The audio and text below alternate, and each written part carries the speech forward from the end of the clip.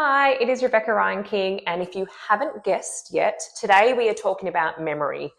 Now, I know you're probably thinking, Rebecca, I know how to play memory. It is very easy. You turn over two cards, you match them, and you see who can find the most matches. But I have been playing this game as a student and a speech pathologist for 20 something years.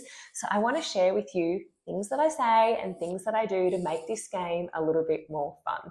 Now, first of all, I have 18 cards altogether. It is because I print my cards for memory from this page here, which is from our articulation cards packet. So there are 9 cards, and when I print them in double, it means that there's 18 cards altogether. And just because of the math, it means that my memory setup is 3 rows of 6, because that's 18 cards. So if you're using a page like that or you have 18 cards, this is the great way to set it up. And I also make sure I print them on cardstock because it means that they're more durable and that the cards don't bend so much. Just be aware though, if the cardstock is too thick, I usually do at least like 180 GSM. The cardstock is too thick, it might get stuck in your printer. So just be aware of those little details if you are printing in double like I do. Now here's a rule, and my kids love this rule. So this is your first tip. If you get a match, you get to have another turn. And that is very motivating for kids because they love to get on a roll and have another turn. So make sure you let the child know that rule. And another thing, because we really want the child to get a lot of practice trials in, they are going to say the words every time they turn over the cards. They're going to say the word like clap and clip. And then when it's your turn and you turn over a card like class and club, the child is going to say those words as well. So we want to get as many practice trials as we can while still having fun. Okay, so here's my first tip. Kids love it when you like get all cocky and you like go, I know where the match is, I know where the match is, because you might have seen, for example, clap, and you might have seen some cards and they might have turned over. You might have turned over like clap and climb, right? And then the child might have turned over cloud and clap. And I usually go, oh, I know where clap is, right? And then I'm like, my turn. And I act all like I'm going to get this match. I'm going to get this pair. And I turn over like the first one where I know where it is, like I've got clap.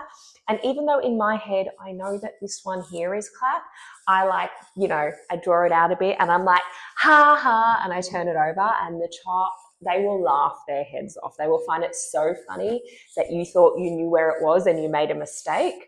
And then I'm like, oh no, I pressed the one next to it, wasn't it?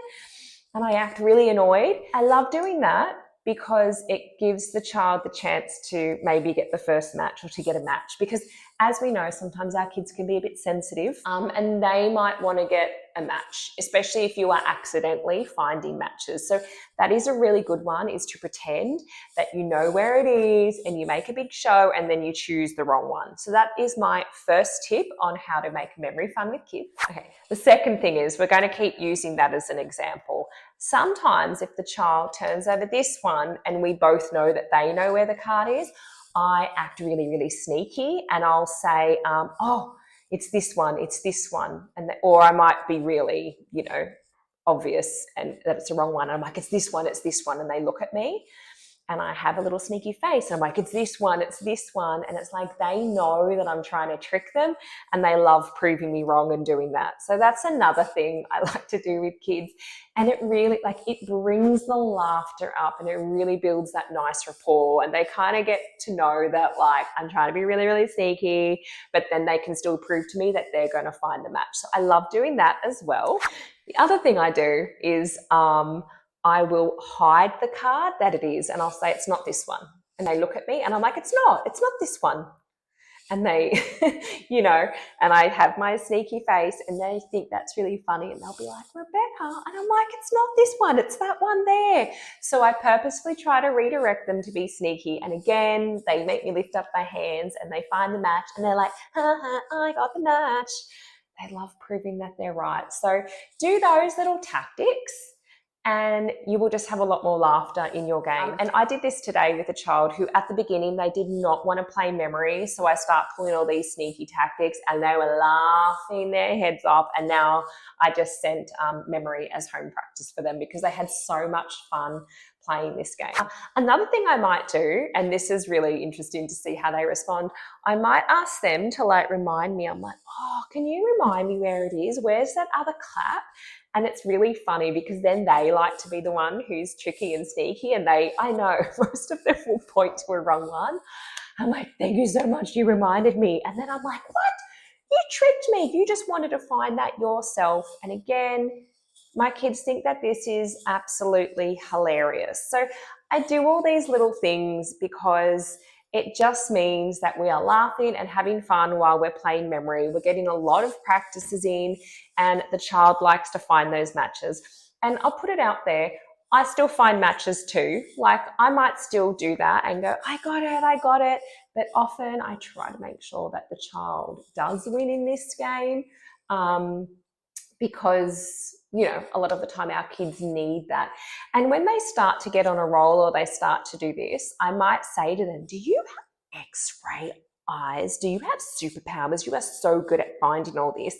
And they love that too, and it makes them feel like they are a superhero. And I love to build up my kids' confidence. So that's another little thing I like to do when they start to get on a roll and find more matches. I ask them if they have X-ray eyes. So I hope that those little tricks and tips have really helped you, and you might take some of these into your therapy session next week or at home if you are a parent. If you want more ideas for games that you can play with 2 sets of cards, we have this amazing resource. It's called like speech activities for home practice.